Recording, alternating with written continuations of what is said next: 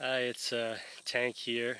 Um, I've just been meditating on some questions, and I thought I'd pose this question to none other than Sage Bodhisattva, who I've made videos to in the past. I really enjoy making videos to you, Sage, because you do a very good job of responding and organizing your thoughts and getting back to me. So here's my little idea that I was thinking about that I wanted to ask you about. I wrote it down so I wouldn't forget what I was saying. Um, God or nature or whatever you want to call it designed us in the manner that we are today.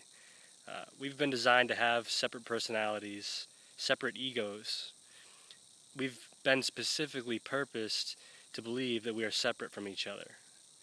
Uh, that every one of us is completely individual, completely unique. We're born with tabula rasa, blank slates for minds. We have no knowledge or memory of our past lives.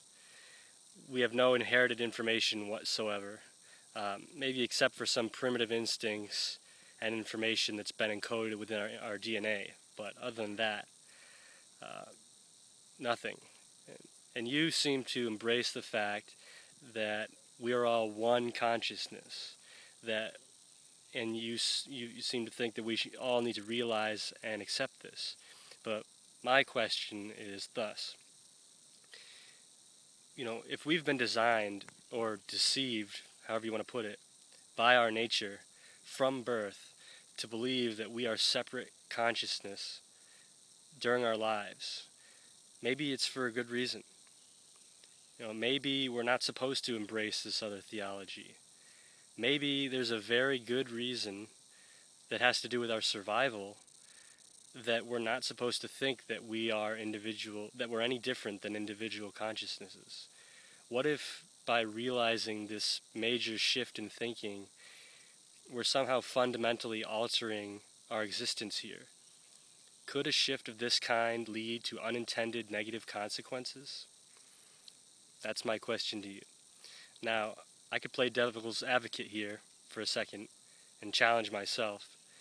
And perhaps at this time in our existence on this planet, we've only now recognized the truth because our consciousness has matured. Perhaps we've evolved to a point such that we're finally ready to accept the truth. Maybe this is a major period in the growth of our minds. I realize that other cultures have already come to this conclusion centuries ago, but it's only now that these ideas have begun to seriously gain momentum within Western ideology. Maybe it's time that we realize, that the whole world realize that we're not just individuals on our individual paths. Maybe you're right, but I don't know if it's safe to make that conclusion, and because I don't know what the consequences necessarily will be. Alright, that's my video. I want to see how much time I have left because I actually want to read a quote from Alan Watts. Hold on, let me see how far I'm into this video. Wow, only almost 4 minutes. Well then, I'll read this quote. Here's a quote from Alan Watts. It's kind of long, but I really like it.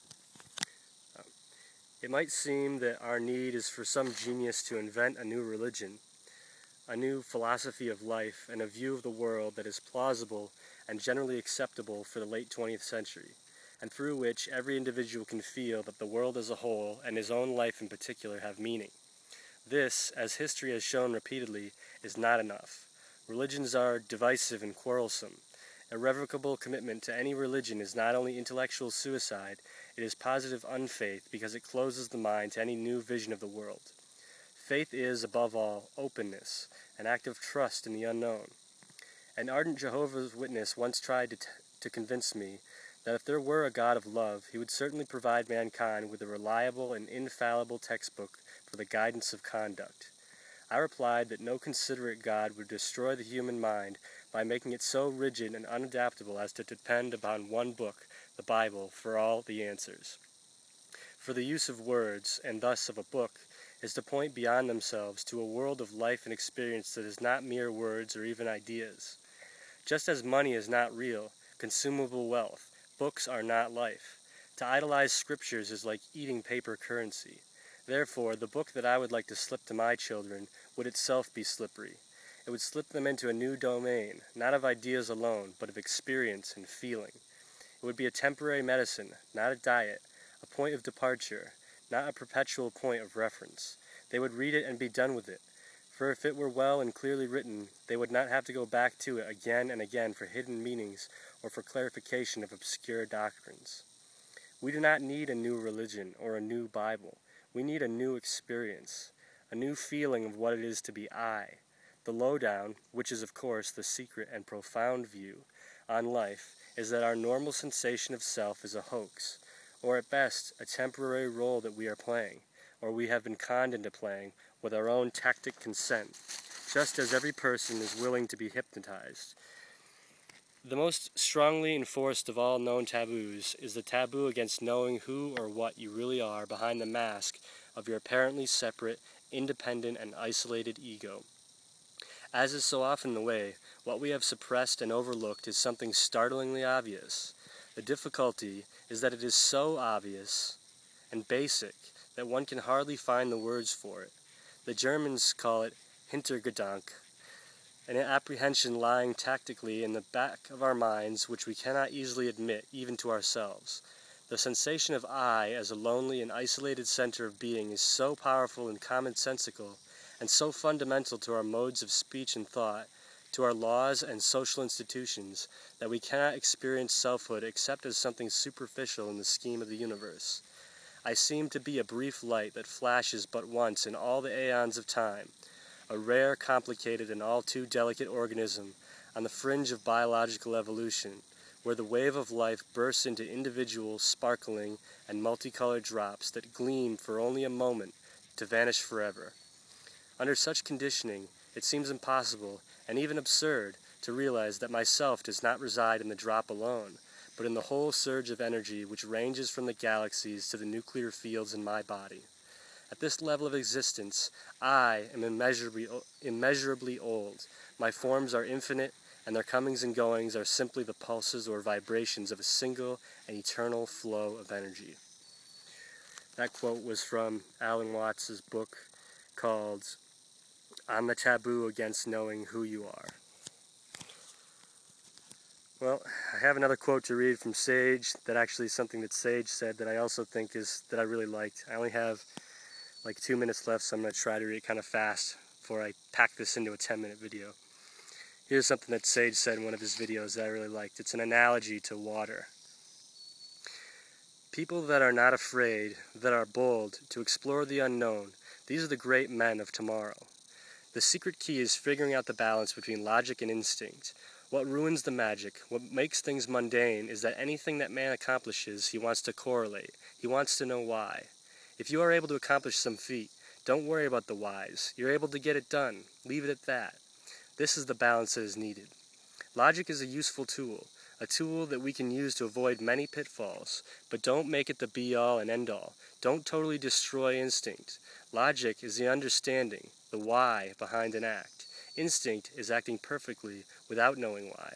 So you have to find a balance. Otherwise, you lose the magic, you lost the instinct. He goes on to say, this really is the secret key to everything. The logic, the reason, the whys are like cement. If you mire yourself down in the cement, eventually it hardens and you are trapped. So make your greatest role model water, because nothing can withstand water. It is fluid, it is flexible, it is yielding. Nothing can withstand it. The hardest rock, the highest mountain, the most hard-headed, stubborn, adamant people will all fall and crumble and yield when they come up against the fluidity of water.